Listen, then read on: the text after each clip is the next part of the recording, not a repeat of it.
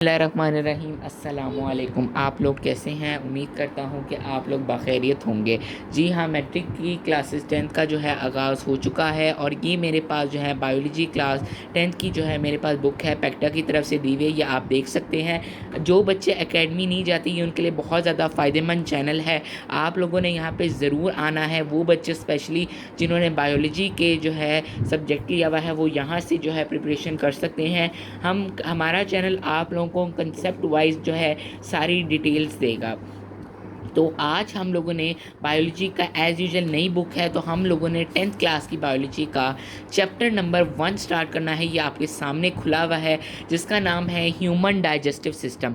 तो अब मैं आप लोगों को बता दूं कि ह्यूमन डाइजेस्टिव सिस्टम क्या होता है। देखें, डाइजेस्टिव सिस्टम से आप लोगों को एक तो बात जो है वो वाज़ेह हो चुकी होगी कि वो अमल जिसके अंदर जो है हमारा जो खाना है वो हमारी बॉडी के अंदर जाता है। तो जी हाँ, ह्यूमन से आप लोगों को एज ए वाजे आपको पता लग गया होगा कि ऐसा अमल जिसके अंदर खाने ने एब्जॉर्ब होना है, डाइजेस्ट होना है, इंजेस्ट होना है किस ऑर्गेनिज्म के अंदर, पर्टिकुलरली ह्यूमंस।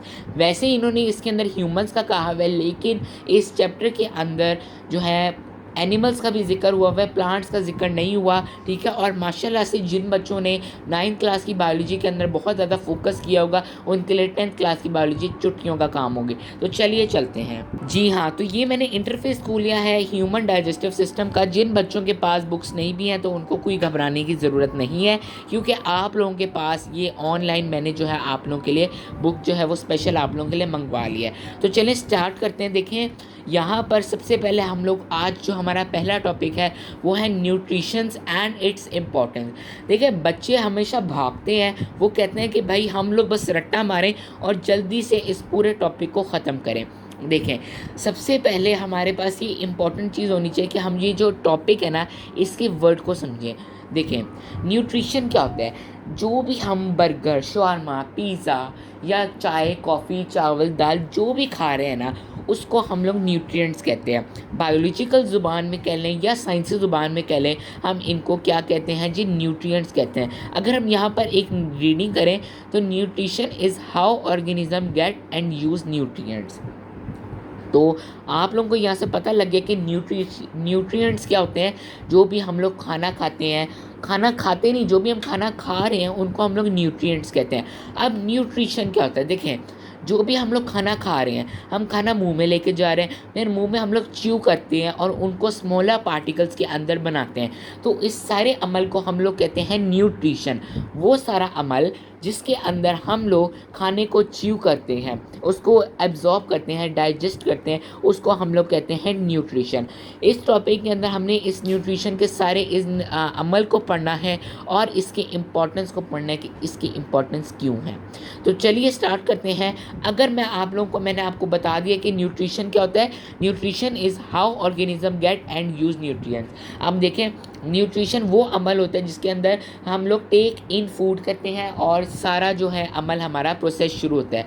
न्यूट्रिएंट्स क्या होते हैं, जो हम बर्गर, पिज़्ज़ा, शवारमा वगैरह खा रहे हैं उनको अगर हम लोग साइंसी ज़ुबान में बायोलॉजिकल लैंग्वेज के अंदर यूज़ करें तो उनको हम लोग न्यूट्रिएंट्स कहते हैं। अब अगर हम लोग इसकी इंपॉर्टेंस को पढ़ें तो इसकी इंपॉर्टेंस मैं अगर आपको हाईलाइट करके बताऊं तो वो ये होता है कि it helps them to grow, stay healthy and repair their bodies. कि अगर जब भी आप लोग कोई खाना खाते हैं तो यकीनी उसके अंदर प्रोटीन्स होते हैं, कार्बोहाइड्रेट्स होते हैं, लिम्फेथेटिक्स प्रोसेसेस होते हैं। वो मैं अभी आपको बताता हूँ आगे क्या चीज़ होती है। तो वो सारी आपकी बॉडी को ग्रो करने में हेल्प करती है। तो न्यूट्रिएंट्स का यही एक बहुत बड़ा इंपॉर्टेंट टास्क होता है। आगे चलते हैं। अब देखें, ये जो साइड बॉक्स है ये बहुत ही ज़्यादा आप लोगों के लिए इम्पॉर्टेंट है। ये 9th क्लास के अंदर आप लोगों ने क्लियरली पढ़ा होगा कि what are autotrophics and what are heterotrophics. मैं आप लोगों को दोबारा से क्लियर कर दूं कि ऑटोट्रॉपिक्स वो ऑर्गेनिजम्स कहलाते हैं जो अपना खाना खुद ही बना लेते हैं, जैसे प्लांट्स। ठीक है। अब आप लोगों ने कई बार देखा होगा, मतलब बल्कि आपने देखा ही ये है कि जो ऑटोट्रॉपिक्स होते हैं वो प्लांट्स होते हैं, क्योंकि वो फोटोसिंथेसिस के ज़रिए अपना खाना खुद ही बना लेते हैं। अब हम लोग न्यूट्रिशन का जो है टॉपिक पढ़ें तो इसका ये मतलब हुआ कि ऑटोट्रॉपिक न्यूट्रिशन भी ये होती है और हेटरोट्रॉपिक न्यूट्रिशन भी कहलाती है। अब ये देखें, जिस तरह ये है कि animals including humans can not make their on food, they get it from other organism. हम लोग लोग जो दूसरों से ऑर्गेनिज़म जो है दूसरे ऑर्गेनिज़म से हम लोग जो खाना ऑब्टेन करते हैं उन ऑर्गेनिज़म्स को हम कहते हैं हेट्रोट्रॉपिक। अब मज़ेदार मैं आपको ये बात बताना चाहता हूँ कि ह्यूमंस इंक्लूडिंग एनिमल्स भी हेट्रोट्रॉपिक हैं। तो अब ये जो हेट्रोट्रॉपिक वाली जो न्यूट्रिएंट्स हैं जो हम लोग दूसरे ऑर्गेनिज़म से जो न्यूट्रिएंट्स हासिल करें, जैसे मैंने आपको पहले बताया कि न्यूट्रिएंट्स होते हैं चिकन, शावरमा, बर्गर। अब देखिए, अब मैं आपको एक मिसाल देता हूँ कि ये जो हम चिकन हासिल करें ये भी न्यूट्रिएंट्स हैं। अब हम लोग हेट्रोट्रॉपिक हैं, हम लोग दूसरे ऑर्गेनिज्म से खाना लेते हैं, तो ये कहलाएगी हेट्रोट्रॉपिक न्यूट्रिशन। ठीक है। ऑटोट्रॉपिक जो अपना खुद से खाना बनाते हैं जैसे plants and animals, and heterotrophic जो कि दूसरों से खाना ऑब्टेन करते हैं उनको हम लोग कहते हैं क्या?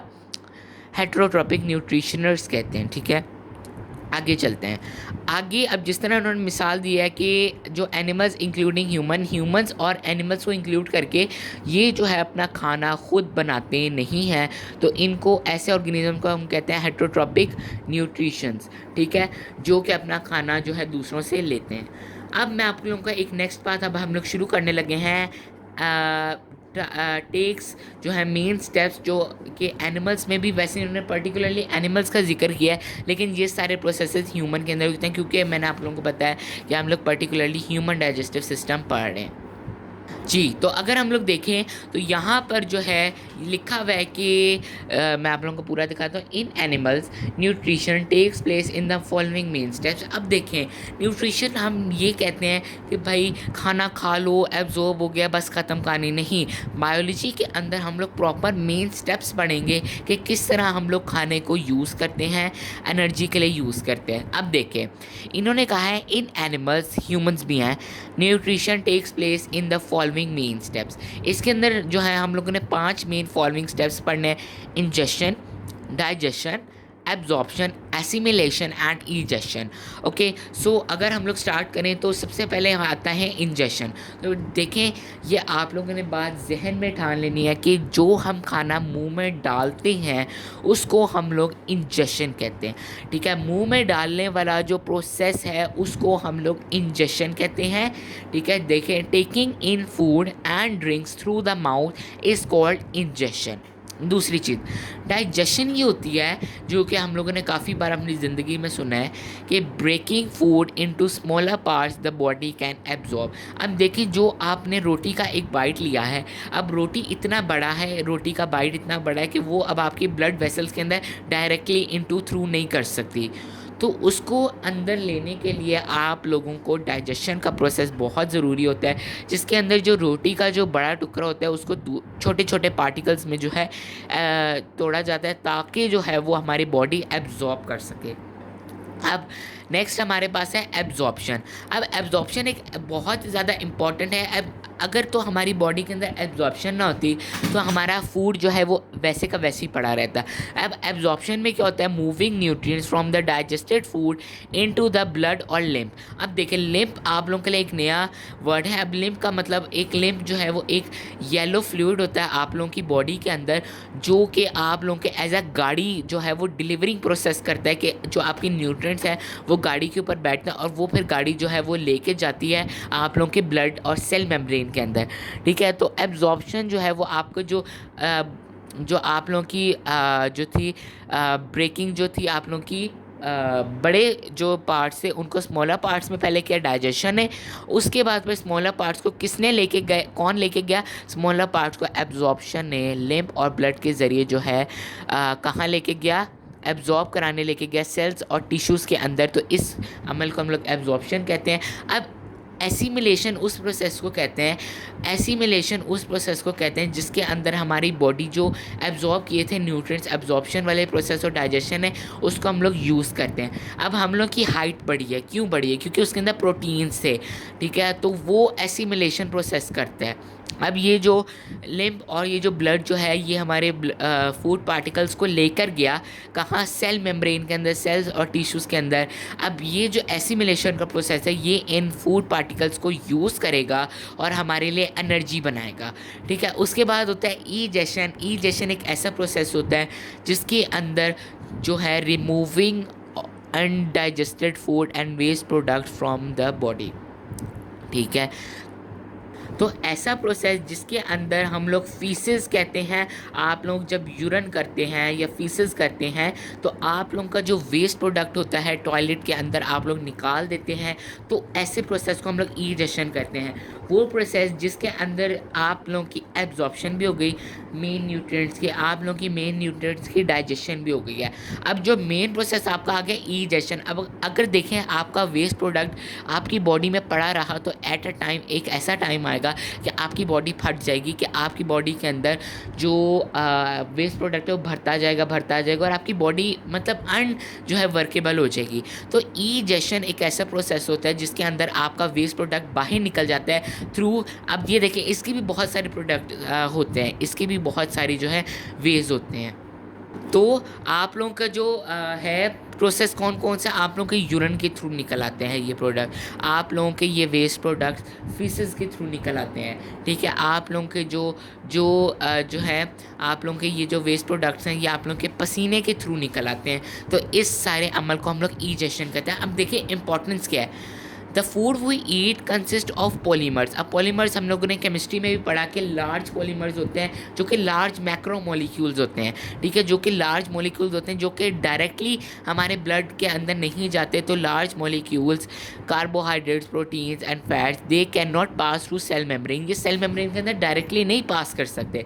तो इन large molecules must be broken down into smaller soluble parts which are called monomers. अब ये मोनोमर्स की भी डेफिनेशन है कि मोनोमर्स वो होते हैं कि अगर देखें आपकी बॉडी ने बड़े बड़े जो पार्टिकल्स हैं वो कभी भी आपका ब्लड या सेल मेम्ब्रेन नहीं टेक इन करता, तो उनको तोड़ने के लिए जो प्रोसेस होता है उनको डाइजेशन कहते हैं, और वो जो छोटे छोटे पार्टिकल्स बनकर बाहर आ जाते हैं उनको हम लोग मोनोमर्स कहते हैं। तो मोनोमर्स में क्या हमारे पास एग्जाम्पल है, sugars, amino acids, fatty acids and this process is called digestion, ये कि हमने इसके अंदर पढ़ा है। तो जी आप लोगों को मैंने आज पूरा का पूरा बता दिया न्यूट्रिशन, उसकी इंपॉर्टेंस, ऑटोट्रॉपिक एंड हेटरोट्रॉपिक।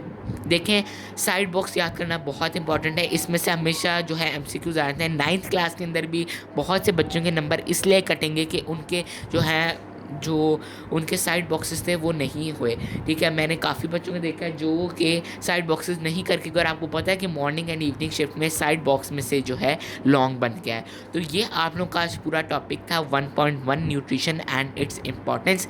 इसके अंदर जो शॉर्ट बन सकते हैं वो हैं what are nutritions, what is the process of nutrition, या न्यूट्रिएंट्स के बारे में डेफिनेशन, वो इनके सिर्फ नाम भी पूछ सकते हैं, इनके अलग-अलग भी पूछ सकता है, डिफरेंशिएट बिटवीन ऑटोट्रॉपिक्स एंड हेटरोट्रॉपिक्स भी पूछ सकता है, और जो है वो आपसे पूछ सकता है कि what is the significance of the process digestion, ठीक है। ये आप लोग का पूरा मैंने कर दें। इंशाल्लाह नेक्स्ट टॉपिक नेक्स्ट वीडियो के अंदर हम लोग समझेंगे ह्यूमन डाइजेशन, पूरा का पूरा हम लोग जो है डिटेल के अंदर समझेंगे। मैं आप लोगों को जो है बहुत डिटेल से पढ़ाता हूँ, इसलिए मेरी वीडियो जो है लंबी हो जाती है, लेकिन इस वीडियो को पूरा देखने से ही आप लोग का फ़ायदा होता है। प्लीज़ मेरे चैनल को सब्सक्राइब करें, लाइक करें, आप ना भी करें मुझे कोई फ़र्क नहीं पड़ता, मुझे फ़र्क पड़ता है कि आप लोग इसको अच्छे तरीके से कर लें।